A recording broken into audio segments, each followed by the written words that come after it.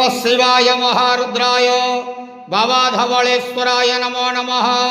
दीपं यदि परं ब्रह्म दीपं यदि जनार्दनः दीपहरतु मे पापो पूजा दीप नमस्तुते।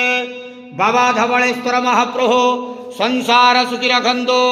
आज शुभ गुरुवार रे समस्त श्रद्धालु भक्त मान को श्रीपद करंतु, मनस्कामना पूर्ण करंतु, कर्म क्षेत्र नदी करंतु, ग्रहरिष्ठ खंडन करंतु, जगतर मंगल करंतु, विश्वर कल्याण करंतु, आपणकर नाम प्रकाश करंतु, सेवकर डाक श्रवण करंतु, समस्त गुआवसा भक्त मानकर मनस्कामना पूर्ण करंतु।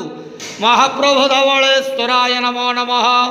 संसार सुखी रखंतु, आनंद गेवार हरि बोलो। आज शुभ गुरुवार रे समस्त श्रद्धालु भक्त मान को श्रीपद करंतु, आनंद गेवार हरि बोलो। महाप्रभु धवलेश्वराय नमो नमः। बाबा धवलेश्वराय नमो नमः।